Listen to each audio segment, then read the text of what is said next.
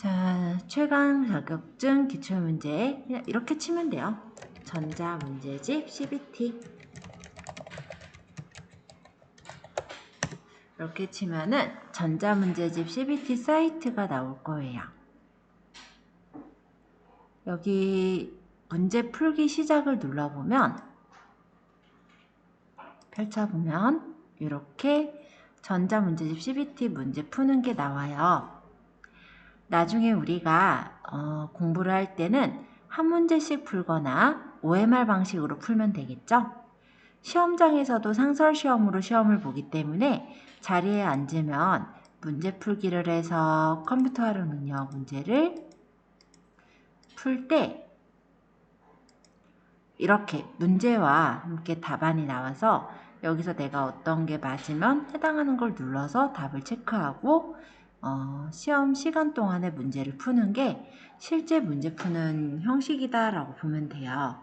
그래서 일단은 시험장에 가기 전에 우리가 상설시험의 문제를 좀 익히기 위해서의 목적도 있고, 아무래도 공부할 때 컴CBT 같은 경우는 어플에서도 있거든요.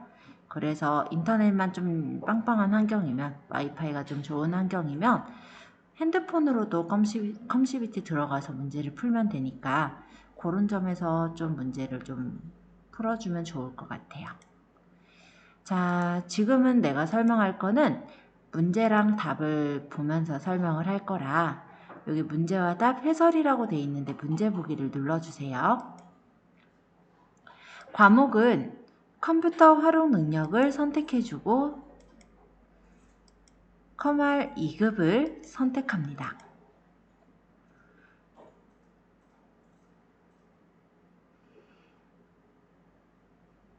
자, 요거는 이제 문제 보기 방법에 대한 건데 지금은 정답 보기 방법을 보기 감추기 버튼을 해도 되는데 진하게 보기로 해서 봐도 돼요. 본인 보기 편한 방법대로 맞춰놓고 2020년 7월 4일 문제 한번 열어서 볼게요. 이런 식으로 문제를 볼 수가 있어요. 자, 첫 번째 문제. 다음 중 아래에서 설명하는 그래픽 기법은 그래서 적혀 있는데 컴퓨터 프로그램을 이용해서 3차원 애니메이션을 만드는 과정으로 사물 모형에 명암과 색상을 추가하여 사실감을 더해주는 작업이다 라고 되어 있죠. 자, 일단 내용 중에서 입체감 또는 사실감이라는 단어가 들어가면은 우리가 고를 건 렌더링이에요. 3차원, 입체감, 사실감 이런 단어가 들어갔을 땐 렌더링을 골라주시면 돼요. 자, 일단 첫 번째 안티엘리어싱이란 엘리어싱이라는 게 계단 현상이 나타나는 걸 엘리어싱이라고 하거든요. 일반적인 그림들은요, 그림을 확대해서 보면 깨져서 보여요. 그래서 계단 형태로 깨져서 보이는데 그 부분을 부드럽게 보게끔 하기 위해서 계단 현상을 제거해서 그 중간색들을 더 붙여서 계단 현상을 제거해주는 옵션이 안티엘리어싱이라고 합니다. 자, 인터레이싱은 언제 많이 봤을 거냐면요. 여러분들이 핸드폰에 이미지를 만약에 보고자 하는데 인터넷이 잘 안 되는 화면이면은 핸드폰의 이미지가 뿌옇게 보이다 점점점 또렷하게 보여지죠. 이런 게 인터레이싱이라고 하는데요. 그림 파일을 표시하는 데 있어서 이미지의 대략적인 모습을 먼저 보여준 다음 점차 자세한 모습을 보여주는 기법이에요. 그리고 메조틴트는 점을 찍는 거. 그래서 무수히 많은 점과 선으로 이미지를 만드는 건 메조틴트라고 합니다. 자, 그래서 그래픽 기법은 2번 렌더링이 되겠다. 자, 두 번째, JPG 표준에 대한 설명으로 옳지 않은 것은 자, JPG가 일반적인 우리 사진들이 JPG로 저장이 되어 있는데요. JPG를 많이 쓰는 이유는 일단은 압축에 대한 효율이 좋기 때문에 그래요. 손실 압축 방법을 쓰는데 JPG로 압축하면은 아무래도 화소를 더 다양하게 나타내 줄 수가 있다 보니 일단은 JPG는 손실 압축 방법으로 쓰여지던 부분이다. 그래서 손실 압축 방법과 무손실 압축 방법이 있지만 특허 문제나 압축률을 이유로 무손실은 안 쓰고 손실 압축 방법을 쓰고 있고요. JPG 표준을 사용하는 파일 형식은 JPG, JPEG, JPE 등의 확장자를 사용합니다. 파일의 크기가 크진 않아요. 되게 작아요. 그렇기 때문에 웹상에서 친구들한테 사진을 전송한다든지 할 때 거기다가 JPG 확장자를 쓰고 있고요. 문자나 선, 세밀한 격자 등의 고주파 성분이 많은 이미지의 변환에서는 GIF나 PNG에 비해서 품질이 우수하지 않습니다. 일단은 GIF는 비손실 압축 방법이에요. 그리고 PNG 같은 경우도 또렷하게 표시할 때 더 쓰여지기 때문에 옳지 않은 건 4번이라 할 수가 있죠. 여기 밑에 보면은 문제 해설의 JPG에 대한 특징들이 있으니까 한 번씩 더 봐주시면 좋을 것 같아요. 그래서 일반적인 그런 그림 파일은 JPG지만 손실 압축 방법을 쓰고 있고, 만약에 선이나 격자와 같은 그런 이미지 변환으로 보자면 GIF가 오히려 무손실 압축 방식이기 때문에 더 품질이 좋을 거다.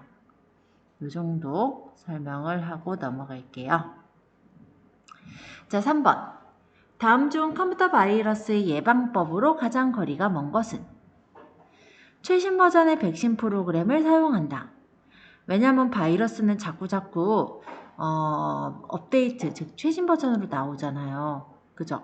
그렇기 때문에 백신도, 바이러스를 막는 프로그램 백신도 최신 버전으로 해야 그 대비가 되겠죠? 다운로드 받은 파일은 작업에 사용하기 전에 먼저 바이러스 검사하는 게 안전하고요. 전자우편에 첨부된 파일이라고 했을 때 그것도 다운을 받을 때 바이러스 검사를 하고 쓰여야 되는데 3번의 내용을 보자면 다른 이름으로 저장하고 사용한대요. 다른 이름으로 저장한다고 바이러스가 사라지는 것이 아니므로 답은 3번이 거리가 먼 것이 되겠죠? 요거 어때요? 그냥 우리 예를 들어 커말 공부 안 해도 풀 수 있지 않겠어요? 그러니까 바이러스 걸렸으면은 당연히 이름 바꾼다고 바이러스가 풀리는 게 아니잖아요. 그죠? 그래서 거리가 먼 것은 3번. 네트워크 공유 폴더에 있는 파일은 읽기 전용으로 지정한다. 이거는 뭐냐면 읽기 전용이라는 건 우리가 내용을 수정할 수가 없는 상태가 읽기 전용이에요. 그러니까 공유 폴더에 있는 파일이 바이러스가 걸릴 일이 없겠죠. 그래서 예방법으로 가장 거리가 먼 것은 3번엔 3번. 4번 문항 볼게요. 다음 중 네트워크 장비에 관련해서 라우터에 대한 설명으로 옳은 것은? 자, 라우터라고 한다면 최적의 경로를 설정하는 그런 장비가 라우터예요. 그래서 원래 이런 내용을 안다면 아마 2번을 바로 골랐을 것 같긴 한데 일단은 나머지도 한번 읽어볼게요. 1번. 네트워크를 구성할 때 여러 대의 컴퓨터를 연결해서 회선을 통합 관리하는 장치는 허브라고 해요. 예를 들어서 내가 학원에 예를 들어 컴퓨터가 한 대가 있는 게 아니고 여러 대가 있는데 각각의 여러 대의 컴퓨터들을 연결해서 만약에 인터넷을 하게 한다든지 여러 개의 컴퓨터들을 통합 관리하는 건 허브라고 한다. 그리고 3번 같은 경우는 다른 네트워크와 데이터를 보내고 받기 위한 출입구 역할을 하는 장비인데요. 출입구를 게이트라고 하죠. 그래서 요거에 대한 설명은 게이트웨이. 자, 4번은 인터넷 도메인 네임을 숫자로 된 IP 주소로 바꿔주는 장비. 자, 도메인 네임을 IP 주소로 바꿔주는 건 도메인 네임 서비스 DNS가 되겠죠. 그래서 답이 4번에는 2번이 답이 됩니다. 라우터는 밑에 해설을 보자면 인터넷 접속할 때 반드시 필요한 장비 중에 하나인데 최적의 경로를 설정해서 전송을 해주는 역할을 하는 게 라우터예요. 그러니까 앞에 최적의 경로 나왔으니까 답이 2번이구나 라는 걸 쉽게 알 수가 있죠. 자, 5번 내용 보겠습니다. 다음 중 인터넷을 수동으로 연결하기 위하여 지정해야 될 TCP/IP 구성 요소로 옳지 않은 것은? TCP/IP 구성 요소는 세트야. 3개가 세트예요. 얘는 그냥 외워놔도 돼. IP 주소, 서브넷 마스크, DNS 서버 주소. 그래서 외돌토리인 3번이 틀린 거다. 그냥 3개 다 외워놔 버려도 돼요.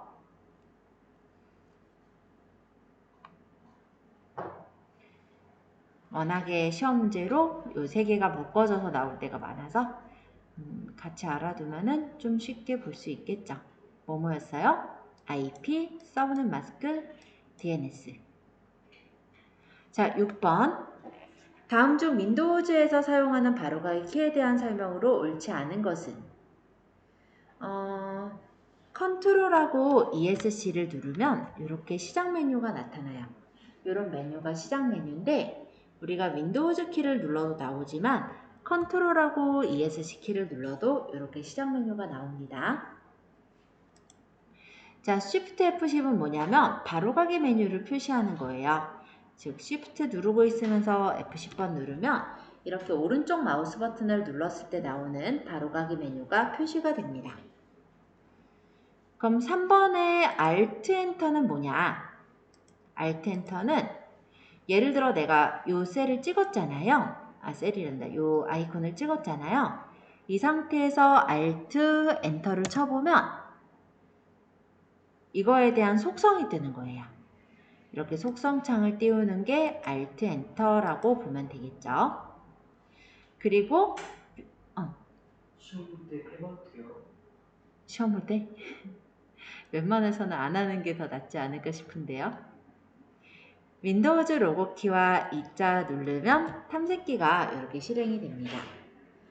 시간이 어차피 40분 안에 문제를 풀어야 되기 때문에 이런 거 다 확인하다 보면 시간 다 갈 테고 게다가 막아놨지 않았을까 그거까지 내가 테스트를 안 해봐서 모르겠어요. 어찌됐건 간에 그냥 어느 정도 좀 익혀놓으면은 시험장에 가서 굳이 하지 않아도 되겠죠?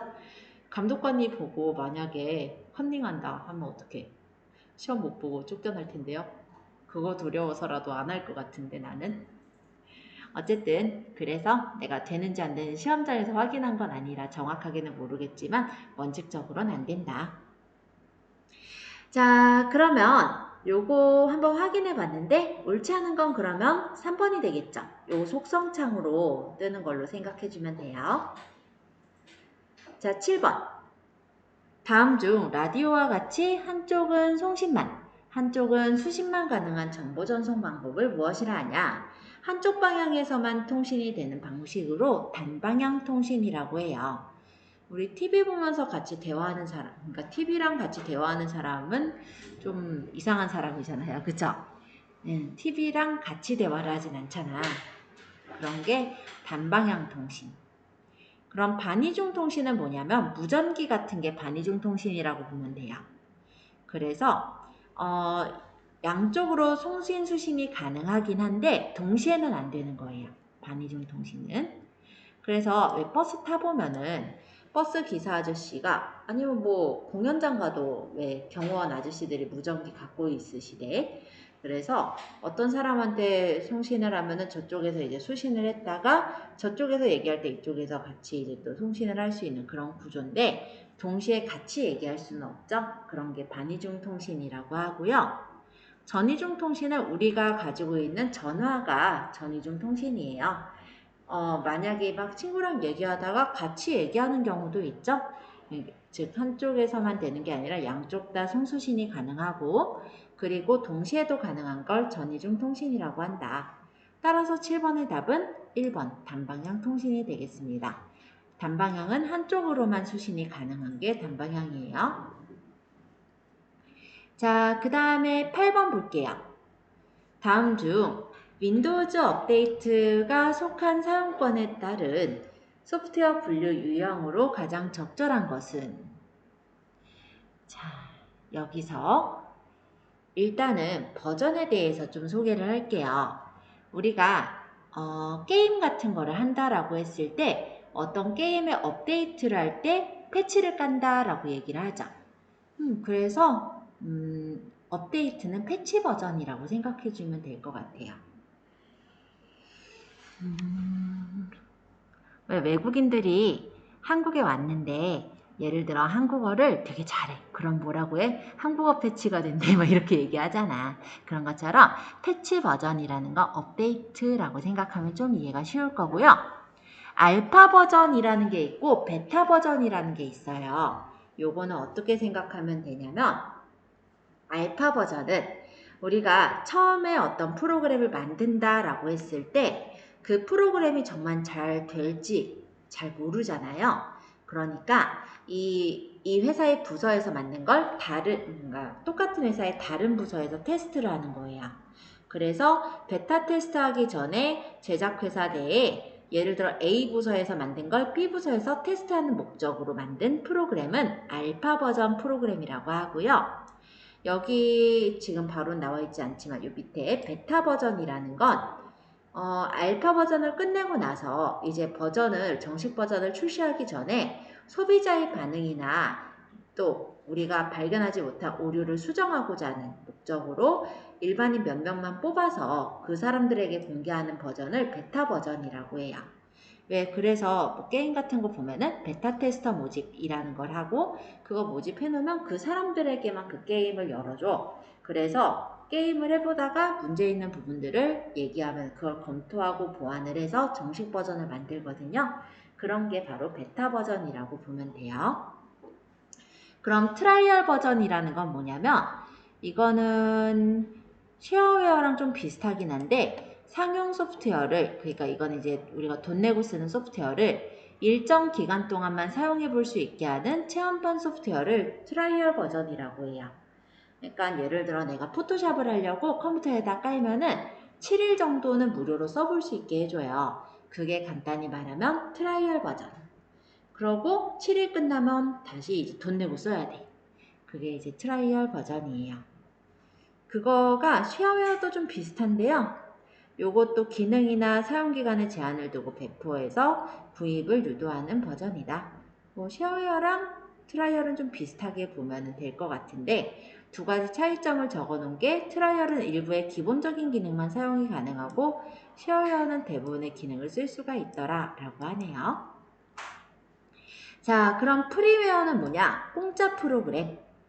그래서 공개자가 무료로 그 자유로운 사용을 허용한 소프트웨어가 프리웨어라고 해요. 예를 들어 알약 돈 내고 설치해서 쓰지 않죠. 그런 것들은 프리웨어라고 생각해 주면 되겠어요. 자, 그럼 9번. 다음 중 차세대 웹표준으로 텍스트와 하이퍼링크를 이용한 문서 작성 중심으로 구성된 기존 표준에 비디오, 오디오 등의 다양한 부가 기능을 추가하여 최신 멀티미디어 콘텐츠를 액티브엑스 없이도 제공한대요. 자, 일단 여기서 볼 거는 차세대 웹표준이고요. 보니까 액티브엑스 없이도 한대요. 이런 내용 들어가면은 HTML5로 가주면 돼요. 이 HTML5는 ActiveX 컨트롤이라는 걸 설치할 필요가 없어요. 일반적으로 그냥 HTML은 내가 만약에 예를 들어 보안이 필요한 어떤 곳에 들어가면은 ActiveX 컨트롤을 설치하라든지 뭐 이런 내용들이 뜨는데요. HTML5는 그런 거를 설치할 필요가 없다라는 게 이제 차이점이라고 보면 되겠죠. 그래서 그렇게 일단 기억해주고 여기 VRML은 이 VR이 버추얼 리얼리티, 즉 3차원이라는 단어가 들어갈 거예요. 그리고 XML은 HTML 단점을 극복했다 이런 단어가 나올 거거든요. 그래서 대충 단어들을 보면은 얘는 ActiveX 없이도 할 수 있다라고 했으니까 다른 거 고를 필요 없이 HTML5로 바로 가면 되겠고 만약에 어딘가 이제 3차원 뭐 가상세계 뭐 이런 내용이 나오면 3차원이니까 VRML 뭐 단점을 극복했대. 그런 내용 나오면 XML 이렇게 찾아주면 돼요. 자, 10번. 다음 중 파일이나 폴더를 복사하거나 이동하는 방법으로 옳지 않은 것은? 폴더를 마우스로 선택한 후 동일한 드라이브에 다른 폴더로 끌어서 놓으면 이동이 된다.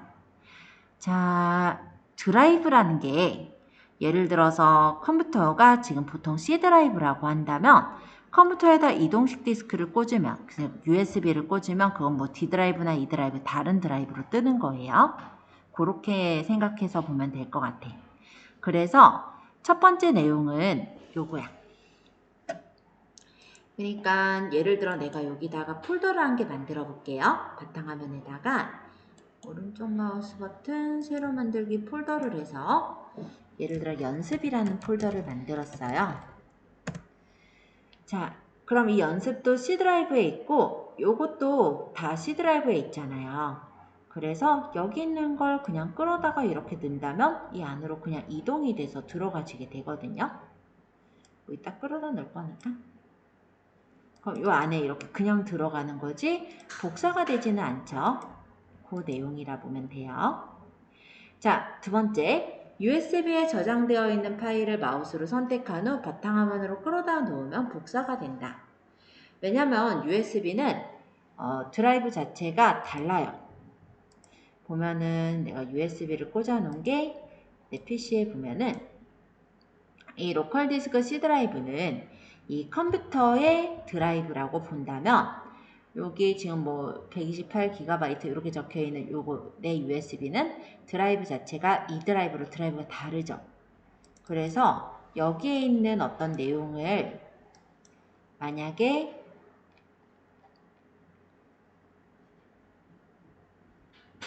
뭘로 할까? 로고로 해볼까? 이렇게 끌어다가 놓으면은 이런 식으로 여기도 로고가 남아있고 여기도 로고가 남는 복사 형태가 된다라는 거죠. 그래서 요것도 그럼 맞는 내용이네요. 세 번째, 파일을 마우스로 선택한 후 컨트롤 키를 누른 채 같은 드라이브의 다른 폴더로 끌어서 놓으면 복사가 된다. 자, 예를 들어서 같은 드라이브의 다른 폴더로 그냥 끌고 가면 이동이 되겠지만 컨트롤을 누르면서 끌고 가면 복사가 되는 거예요. 그래서 예를 들어서 내가 얘를 그냥 끌고 가면 이렇게 이동이 되지만 그죠? 그냥 끌고 가면 이렇게 이동이 되지만 만약에 이걸 끌고 갈 때 컨트롤 누르면서 끌고 가면은 복사로 뜬다. 그래서 여기 복사가 된다라는 게 보이죠? 그죠? 자, 그 다음에 폴더를 마우스로 선택한 후 Alt 키를 누른 채 요거를 좀 생각해 놓으면 좋은데 컨트롤은 복사고 Shift는 이동이에요. 그래서 Alt는 여기서 해당되지 않고 Shift는 이동을 뜻하는 거니까 여기서 옳지 않은 건 4번이 되겠네요. 자, 일단 폴더를 마우스로 선택한 후 Shift 키를 누른 채 다른 드라이브의 다른 폴더로 끌어다가 놓으면 이동이 된다. 이렇게 기억을 해주면 될 것 같아요. 자, 옳지 않은 건 그래서 답이 10번에 4번. 자, 11번 문항 볼게요. 다음 중 윈도우즈의 에어로피크 기능에 대한 설명으로 옳은 것은? 자, 일단 에어로피크라는 거는 모든 창을 최소화할 필요 없이 바탕화면을 빠르게 미리 보거나 작업 표현줄에 해당 아이콘을 가리켜서 열린 창을 미리 볼 수 있게 해주는 것으로 작업 표현줄 오른쪽 끝을 누르면 바탕화면을 빠르게 볼 수 있고 작업 표현줄 속성 정보로 들어가면 에어로피크를 설정할 수가 있다 라고 되어 있습니다. 그래서 일단 여기서는 이렇게 보면 되는데요. 내가 만약에 바탕화면을 보고 싶으면은 화면의 제일 오른쪽 하단의 부분에 선 같은 게 있어요. 이 부분을 이렇게 찍으면 바탕화면이 보이고 다시 누르면 다시 나타나거든요. 이렇게 해서 바탕화면을 빠르게 미리 보는 기능을 에어로피크라고 얘기를 합니다. 자, 정답은 따라서 2번. 자, 그러면 또 다른 효과를 보여줄게요. 예를 들어서 이 창을 내가 흔들어 보면은 요 나머지 열려져 있던 창들이 숨겨지는 걸 볼 수 있어요. 다시 이 창을 붙들고 흔들면 다시 이렇게 나타나네요. 흔드는 거는 쉐이크라고 하죠. 그래서 이렇게 흔들면 나타나고 흔들면 들어가지는 이런 기능은 에어로 쉐이크라고 부릅니다. 숨겨지고 나타나고 그죠? 그러면 얘를 만약에 끌어다가 내가 오른쪽에 이렇게 갖다 붙이면 이렇게 펼쳐져요. 이쪽 것도 갖다 여기 이렇게 붙여보면은 이렇게 펼쳐져요. 자, 이렇게 갖다가 이렇게 붙여서 표시하는 거, 이런 기능은 에어로 스냅이라고 해요. 그래서 이런 기능들을 좀 알아두면은 나중에 작업할 때도 좀 편해요. 자, 어쨌든 11번의 답은 2번이고 12번 문제 마저 볼게요. 다음 중 정보 보안을 위협하는 유형에서 가로채기에 해당하는 것은? 자, 가로채는 거 혹시 이런 경우가 있는데 A라는 애가 B라는 애한테 어떤 편지를 주려고 해요. 근데 C가 그 내용이 궁금한 거야. 그래서 C가 그 편지를 빼서 그렇게 보는 게 가로채기죠, 뭐, 그쵸? 가로챘잖아. 자, 그 내용이 바로 이거라 보면 돼요. 전송되는 데이터를 그 전송 도중에 몰래 도청하거나 보는 것, 그런 거를 바로 가로채기라고 한다. 가로채기랑 가로막기가 조금 의미가 비슷하면서도 다른 느낌일 건데, 가로막기는 아예 그냥 전달되는 걸 방해하고 있는 거예요. 근데 가로채기 같은 경우는 그걸 이제 도청하거나 몰래 보는 거, 이게 가로채기라고 해요. 그러면 가로채기를 했다라고 해서 그 내용이 달라지는 건 아니겠네요. 그죠? 자, 세 번째, 전송된 데이터를 원래 다른 내용으로 수정해서 변조하는 거는 변조 또는 수정이라고 얘기하고요.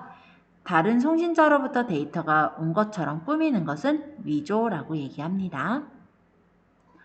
자, 13번. 다음 중 윈도우즈 제어판의 접근성 센터에서 설정할 수 없는 기능은? 자, 여기 접근성 센터라는 거는 몸이 불편한 사람들을 위한 옵션이에요. 그래서 간단히 말하면 눈이 안 좋은 사람을 위한 돋보기가 있고, 그리고 만약에 잘 못 읽는 사람을 위해서, 그러니까 내용을 우리가 읽기가 힘든 사람들, 그러니까 보기가 힘든 사람들을 위해서 나레이터를 사용해서 모든 텍스트를 소리 내서 읽어주는 그런 기능도 있어요. 그리고 키보드를 치기가 어려운 사람들을 위해 키보드가 없어도 우리가 화면에서 마우스로 선택해서 칠 수 있는 화상 키보드라는 기능이 있기도 합니다. 그런데 1번은 경우는 어떻게 되냐면 몸이 불편한 사람을 위한 옵션이 아니죠. 그냥 다중 디스플레이로 2대1 모니터로 화면을 보는 그런 기능이기 때문에 이건 접근성 센터랑은 전혀 상관이 없는 문제다. 자, 접근성 센터가 그럼 어떻게 생겼나 궁금할 수도 있어서 잠깐 제어판에 가서 접근성 센터를 볼까요? 이렇게 찾기에 제어판, 이렇게 적어보면 제어판을 찾아 들어올 수가 있어요. 여기 보면 옆에 접근성이라고 보이죠? 이 부분이 접근성 센터로 들어가는 메뉴예요. 이렇게 들어가서 항상 보면은 이 영역을 검색. 네? 어쨌든 이렇게 돋보기나 나레이터, 화상 키보드, 고대비 같은 기능들이 들어있는 게 보이죠? 나레이터 누른 거예요? 그랬을 수 있겠네요. 나레이터는 화면을 그대로 읽어주는 거라고 보면 돼요. 자, 그럼 14번. 다음 중 삭제된 파일이 휴지통에 임시 보관되어 복원이 가능한 경우는? 자, 일단은 임시 보관이 되려면 그냥 단순히 지운 경우라면 임시 보관이 될 수가 있어요. 예를 들어 C 드라이브에 있는 걸 지웠다. 그러면 휴지통으로 임시 보관이 되겠죠. 그래서 1번이 맞고 2번의 경우는 C 드라이브가 아니라 USB 메모리에 저장되어 있던 파일이면 다른 드라이브의 파일이잖아요. 그런 경우는 딜리트를 눌러서 삭제했을 때 휴지통으로 들어가질 않고 완전히 삭제가 돼버립니다. 그래서 2번은 복원이 안 되네요. 3번도 비슷한 경우인데 네트워크 드라이브의 파일이라는 건 뭐냐면 내 컴퓨터에 저장되어 있는 파일이 아니라 다른 사람 컴퓨터에 저장되어 있는 파일인 거예요. 그러니까 네트워크로 연결되어 있는 컴퓨터에 파일을 삭제를 해버렸다. 그러면 못 살리겠죠. 그쵸? 그리고 휴지통 속성에서 최대 크기를 0메가바이트로 설정을 해버렸다라고 한다면 휴지통에 들어갈 수 있는 용량이 없으니까 완전히 삭제가 되겠죠. 그래서 답은 14번의 1번. 15번. 다음 중 영상 신호와 음향 신호를 압축하지 않고 통합해서 전송하는 고선명 멀티미디어 인터페이스로 S비디오, 컴포지트 등의 그 아날로그 케이블보다 고품질의 음향이나 영상을 감상할 수 있는 걸 무엇이라 하나요? 그런 거를 HDMI라고 해요. 그러니까 옛날에 글쎄 오래전에 나왔었던 거긴 한데 옛날에 이제 TV에서 고화질 TV로 바꾼다고 이 HDMI를 선전을 한 적이 있었죠. 어쨌든 여기에서는 그래서 고화질의 음향 또는 영상이라는 내용에 들어왔을 때 HDMI를 골라주면 되더라. 자, 16번 넘어가서 볼게요. 다음 중 컴퓨터에서 사용하는 캐시 메모리에 대한 설명으로 옳은 것은? 캐시 메모리라는 건 일반적으로 컴퓨터에서 롬이랑 램이 있고 램에는 D램하고 S램이 있거든요. 이 캐시 메모리가 하는 게 바로 S램인데 얘가 하는 역할이 주기억 장치와 그리고 CPU 간의 사이에서 속도 조절하는 역할을 해요. 어딨어? 여기 있죠. 주기억 장치와 중앙처리 장치 CPU 간의 처리 속도를 조절한다. 그래서 옳은 건 4번. 캐시 메모리에 대한 설명이라서 요거 일단 기억을 해주고요. 나머지 1, 2, 3번에 대한 내용을 얘기하자면 1번은 보조기억 장치의 일부를 주기억 장치인 것처럼 쓴대요. 가상적으로 주기억 장치인 것처럼 쓰는 거죠. 그래서 일단은 1번은 가상 메모리.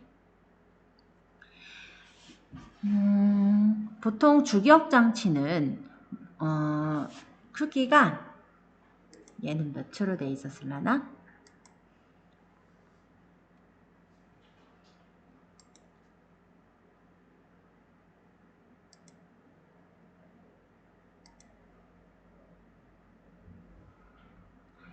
음, 16기가 램이 꽂혀있네. 그쵸? 근데 USB나 이런 거 보면은 외장하드 같은 거 보면은 16기가는 너무 작은 용량 아니에요? 그죠? 그러다 보니까 보조기억 장치의 일부를 그 많은 이제 보조기억 장치가 보면은 용량이 큰데 가격은 좀 저렴한 편이니까 그 보조기억 장치의 일부를 주기억 장치처럼 쓰는 게 가상 메모리라고 하고요. 그리고 2번에서는 기억된 정보의 내용 일부를 이용해서 주기억 장치에 접근한대죠. 연관된 내용으로 주기억 장치에 접근하는 장치다 라고 했을 땐 연관 메모리. 그리고 EEPROM의 일종으로 비휘발성 메모리이다. 요거는 뭐냐면 플래시 메모리라고 하는데 일반적으로 우리 USB를 생각하면 돼요. EEPROM이라는 게 뭐냐면 롬 중에서도 정기적으로 내용을 지웠다가 넣었다가 할 수 있는 롬을 EEPROM이라고 해요. 그래서 우리 USB의 내용은 내 맘대로 지웠다가 넣었다가 할 수 있죠. 그런 게 일종의 플래시 메모리라고 한다. 그래서 여기서 캐시 메모리에 대한 설명은 중앙처리 장치와 주기억 장치 사이에서 속도를 향상시키는 게 캐시 메모리다. 일단 이렇게 볼게요. 자, 17번. 다음 중 컴퓨터에서 사용하는 레이저 프린터에 관한 설명으로 옳지 않은 것은? 혹시 레이저 프린터를 써봤다면 알 거고 만약에 안 써봤다면 문구점 같은데 복사기를 생각을 해줘도 돼요. 복사기는 어떻게 되냐면 토너라는 거를 이용해서 찍어내는 그런 장치거든요. 근데 만약에 내가 일반적으로 집에서 잉크젯 프린터로 출력을 한 그런 인쇄물은 물을 묻히면 번지지만 그 문방구에서 복사를 한 또는 레이저 프린터로 프린트한 그런 문서의 경우는 물을 묻힌다고 해서 번지지를 않거든요. 그게 이제 레이저 프린터에 대한 설명으로 얘기할 수 있을 것 같은데 보통 이제 회전하는 드럼에 토너를 묻혀서 인쇄하는 방식으로 일단은 비충격식이에요. 요즘 모든 프린터가 다 비충격식이라고 보면 돼요. 그래서 인쇄 소음도 적고 인쇄 속도도 빠른 편인데 해상도도 되게 높고요. 복사기와 같은 원리를 쓰고 있죠. 근데 세 번째 있는 인쇄 방식에는 드럼식, 체인식, 밴드식 요거는 뭐냐면 충격식 프린터에 대한 설명이거든요. 예전엔 프린터가 활자들을 뚝뚝뚝뚝 두드려서 출력하는 형식이었어요. 그러다 보니까 옛날에는 프린터의 소음이 매우 컸거든요. 그게 충격식 프린터인 거고 요즘은 충격식 프린터를 쓰지 않으니까 참고해서 그냥 보면 될 것 같아요. 자, 그 다음에 18번. 아래는 노트북의 사양을 나타낸 것이다. 다음 중 기억에서부터 리을에 대한 설명이 옳은 것은? 자, 일단은 아까 이 노트북 사양을 내가 잠깐 봤는데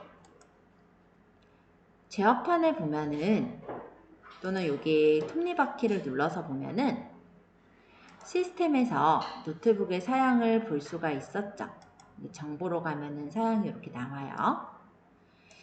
우리 컴퓨터 노트북이나 뭐 컴퓨터에서도 다 볼 수 있는데요. 여기 인텔 코어 i5 보니까는 얘가 7세대구나. 그죠? 이게 뭐냐면 프로세서의 종류예요. 그래서 여기 i5뭐 제법 노트북 성능이 나쁘지 않네 라고 우리가 확인을 해볼 수 있는 그런 프로세서가 되겠고요. 그 다음 인텔 그래픽 620 요거는 그래픽 카드겠죠. 여기 그래픽스 적혀 있으니까 그죠? 그리고 여기 보니까 16GB DDR4 램 이게 아까 내가 읽었던 설치된 램이네요. 그죠? 램의 용량이나 종류를 볼 때 그리고 SSD 256GB라는 거는 하드디스크가 꽂혀 있는 걸 그거 얘기하는 거거든요. 그래서 저장 장치의 종류와 용량에 대한 부분이다 라고 볼 수가 있어요. 그럼 여기서 맞는 걸 찾으랬으니까 답은 4번이 되겠네요. SSD가 어떻게 생겼냐면 HDD랑 같이 비교해서 보여줄 건데요. HDD가 하드디스크고 SSD가 SSD 카드를 꽂아서 쓸 때 보통 이렇게 안에가 이렇게 기계 형식으로 되어 있었던 이런 모양이 HDD라고 해요. SSD는 이렇게 크지 않고 보통 좀 조그만하게 되어 있긴 한데 보면은 이렇게 원판하고 액세스함이 있는 굉장히 무거운 도시락 형태의 HDD가 아니라 보면 이렇게 판때기로 되어 있죠. 여기 이렇게 칩이 꽂혀 있고 이런 형식이기 때문에 노트북 자체가 많이 얇아질 수 있게 된 그런 부분이고 얘는 이 액세스함이라는 기계가 이렇게 돌아가면서 로우 파일 같은 게 돌아가면서 여기 내용을 읽느라고 속도가 느린 반면에 요거는 그냥 프로그램으로 그 부팅이 되어지기 때문에 부팅 속도가 빨라질 수 있는 게 SSD라고 볼 수가 있어요. 크기도 많이 차이가 나죠? 이게 HDD고 이쪽에 있는 게 SSD라고 보면 될 것 같아요. 이런 게 SSD. 그래서 저장 장치. 자, 19번. 다음 중 소형화, 경량화를 비롯해 음성과 동작 인식 등 다양한 기술이 적용되어 여기 보니까 장소에 구애받지 않고 컴퓨터를 활용할 수 있도록 몸에 착용하는 컴퓨터래요. 요 중에 혹시 뭐 갤럭시 워치나 이런 거 워치 전자워치 같은 거 착용한 사람 있으면 웨어러블 컴퓨터를 이미 쓰고 있는 사람인 거죠. 그쵸? 웨어러블이라는 게 뭐냐면 몸에 걸치는 거를 얘기하거든요. 그래서 몸에 걸쳐서 착용하는 컴퓨터는 웨어러블 컴퓨터라고 해요. 자, 20번. 다음 중 인터넷에서 웹서버와 사용자의 인터넷 브라우저 사이에 하이퍼텍스트 문서를 전송하기 위한 통신 규약은 요거는 이제 통신 규약에 대한 거잖아요. 그래서 HTTP라고 기억을 좀 해주면 될 것 같아요. 그럼 TCP는 어디서 쓰이냐면 TCP/IP 이렇게 얘기를 하는데 네트워크에서 송신 측 또는 수신 측 간에 신뢰 있는 전송을 확인하는 전송 계층의 프로토콜이에요. 그러면 FTP는 뭐냐? 파일 전송에 대한 프로토콜. 그리고 SMTP라는 거는 전자우편 전송을 할 때 프로토콜이에요. 자, 이렇게 해서 일단 컴퓨터 일반 부분을 좀 살펴보았어요. 스프레드시트까지 하면 시간이 꽤 가기 때문에 스프레드시트 일반은 다음 시간에 또 실기 한 회분 하고 설명을 하려고 해요. 근데 쭉 훑어보면은 이런 내용들이 나온다. 그래서 우리 저번에 목표값 찾기 해봤잖아요.